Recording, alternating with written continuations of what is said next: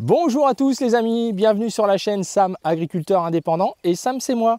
Alors pour cette première semaine de printemps sur la chaîne, je vous propose un petit tour sur le terrain pour répondre à une question que vous me posez régulièrement. Est-ce que je peux intervenir sur mes cultures en pulvérisation pour faire un insecticide, un fongicide, un désherbage, un régulateur, pourquoi pas apporter des nutriments lorsqu'il y a de la rosée, comme ce matin, que les feuilles sont trempées, voire même lorsqu'il y a du brouillard. Est-ce que je vais perdre en efficacité pour mes produits? Est-ce qu'il faut que j'attende que les feuilles soient sèches? Alors si ça vous intéresse, on est parti.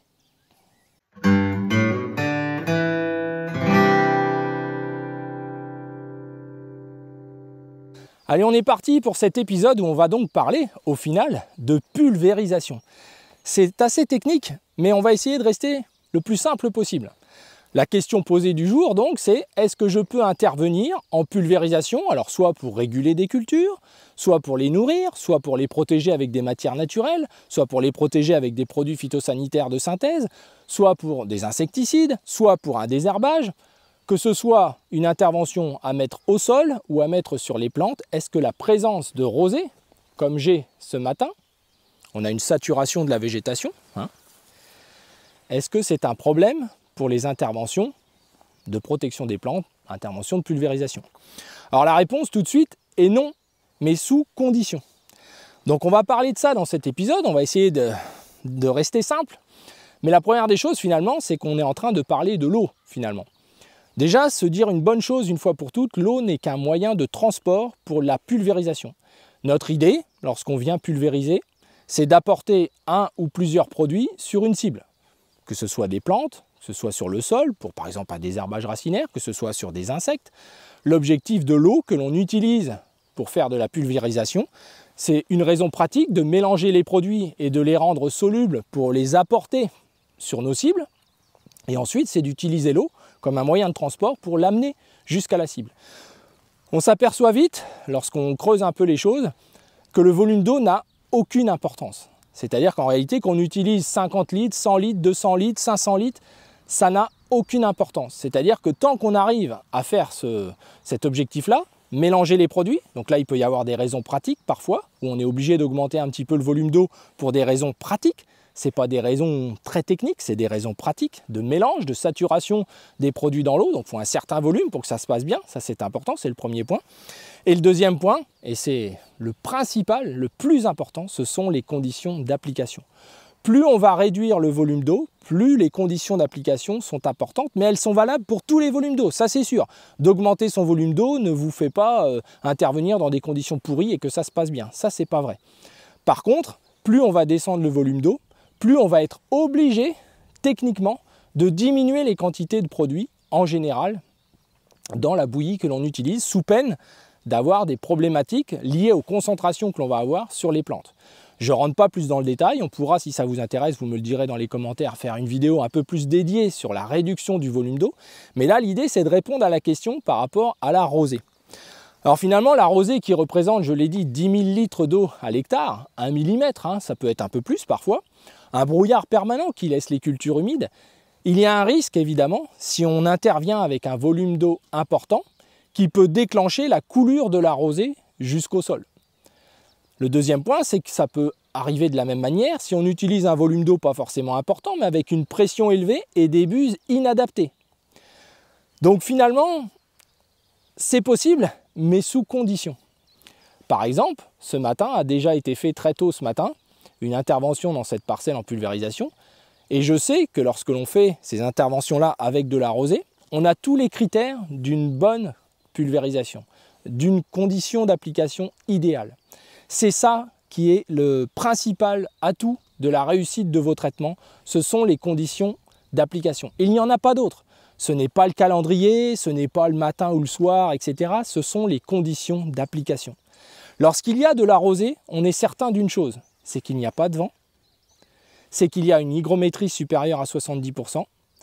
Et donc, avec ces deux éléments-là, on a toutes les conditions pour parfaire notre technique de pulvérisation et amener le moins d'eau possible pour baisser le plus possible les produits par la concentration. Il y a des limites et c'est aussi ça qui sert de faire de l'expérimentation, c'est de voir quelles sont ses limites, c'est associer les produits, c'est tout ça, mais ça pourra faire partie d'une vidéo.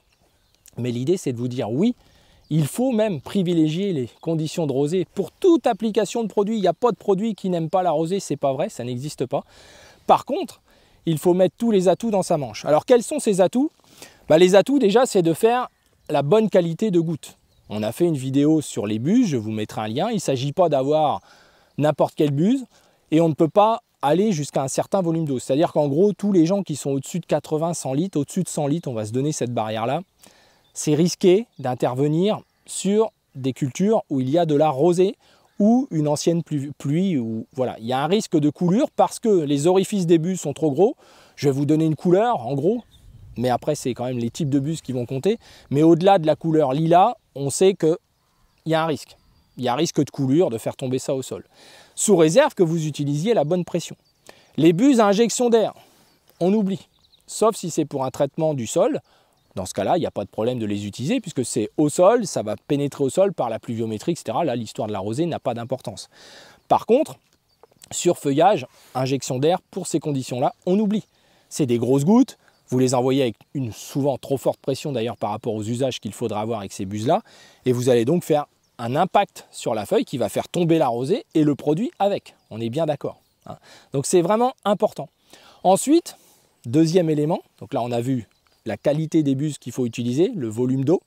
Maintenant on va parler de quelques aides. On a fait une vidéo, je vous la mettrai aussi sur les adjuvants, qui regroupent plusieurs familles, des mouillants, des pénétrants, des surfactants, des dispersants, etc. Bref, qui ont des rôles très particuliers. Et évidemment, l'usage de quelques adjuvants va nous permettre que cette goutte ait la bonne forme pour s'étaler le mieux possible sur la feuille, pour ne pas glisser aussi, et puis pour avoir l'étalement idéal pour justement faire un film tellement fin que ça ne va pas alourdir notre rosée et empêcher que la pulvérisation que vous apportez tombe avec la rosée au sol. C'est très très important. Autre chose importante de la rosée, c'est le temps de transfert. Le fait d'avoir de l'humidité, une hygrométrie supérieure à 70%, là on est plus proche des 100%, faut être franc.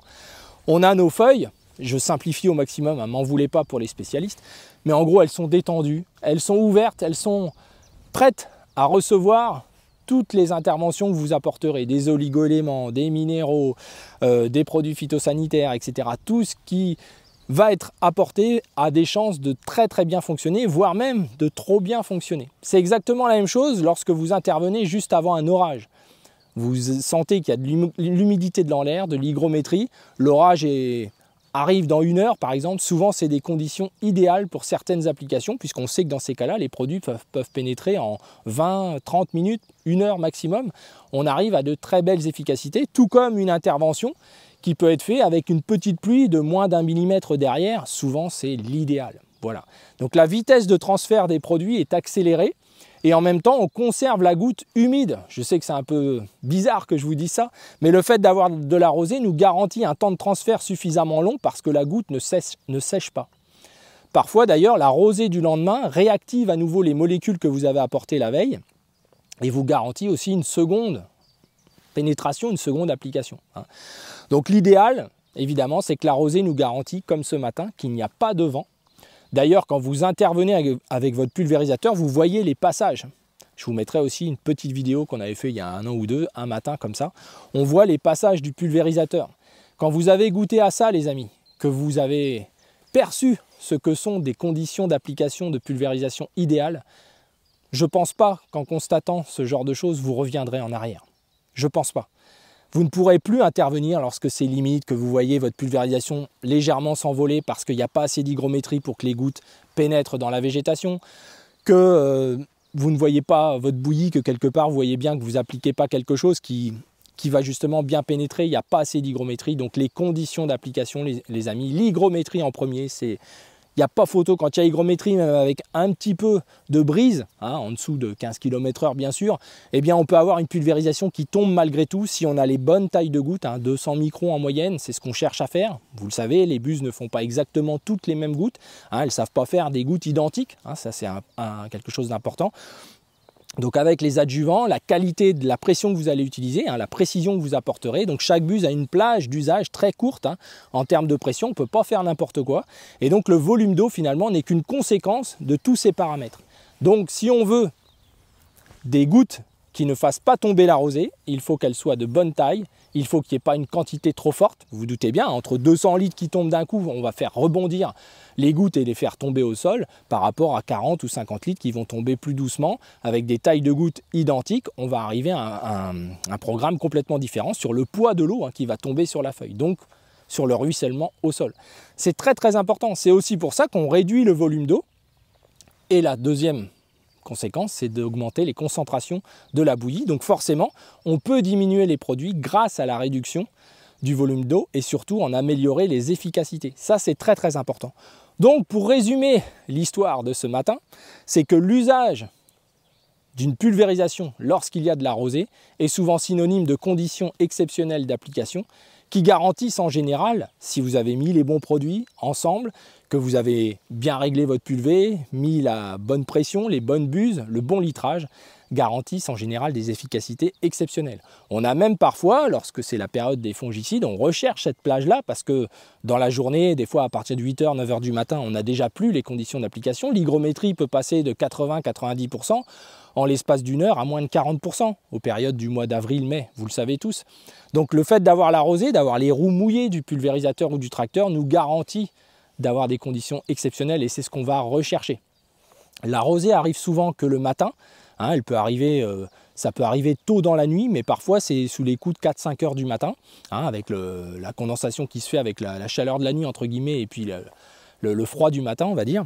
Donc ça nous garantit qu'il n'y a pas de vent, donc on a tous les paramètres pour faire une super application. Donc n'ayez pas peur d'intervenir, au contraire, régalez-vous à intervenir par la rosée ou par des temps humides, par des brouillards, etc. Il ne faut pas un brouillard ruisselant, on est bien d'accord, il ne faut pas quand vous soyez dans votre champ, vous voyez que ça ruisselle ou que sur vous, il y a une sorte de mousine, comme on dit dans certains départements, en tout cas que ça vous mouille complètement, parce qu'évidemment, il y a des chances là par contre que ce soit un petit peu trop, d'accord ? Mais c'est sous condition d'avoir un volume inférieur à 80 litres avec les bonnes buses et les bonnes pressions. Et des buses capables de faire ça, il n'y en a pas beaucoup, de travailler sous la rosée. C'est souvent quelques buses à fente et encore des basses pressions principalement qui vont nous permettre de travailler à des pressions de 1 bar 2, 1 bar 3 jusqu'à 1 bar 6, 1 bar 7, 1 bar 8 maximum. Mais en condition de rosée, on va toujours chercher la plage la plus basse. Tout dépend des produits que vous utilisez bien entendu, plutôt des produits systémiques. Les produits de contact apprécient la rosée, mais il faut être prudent justement là dans ce cas-là, puisqu'on va faire moins d'impact en cherchant une pression plus faible. Voilà, donc j'ai essayé de ne pas être trop technique, j'espère que c'est clair pour vous. En gros, on peut intervenir lorsqu'il y a de la rosée, mais il faut avoir un volume adapté, les buses adaptées, mais c'est un signe de condition d'application et il n'y a rien d'autre, vous m'entendez bien les amis, rien d'autre de plus important pour la pulvérisation et la réussite de vos traitements que les conditions d'application. Elles sont supérieures à tous les flashs techniques, à tous les calendriers, à toutes les dates que vous pourriez avoir. Vous dire, il faut que j'intervienne, j'ai piégé, il faut que j'y aille. S'il n'y a pas les conditions, tu restes chez toi, ton pulvé, tu le ranges, tu le prépares pour le lendemain et tu es prêt à faire feu lorsqu'il y a de la rosée. Voilà, et ça c'est l'idéal et ça vous garantit que vous êtes intervenu dans des super conditions et vous le verrez de toute façon et vous reviendrez certainement pas en arrière. Voilà les amis, j'espère que cette vidéo vous a intéressé. Pensez à la liker, pensez à la partager et puis je vous dis à bientôt pour une autre aventure.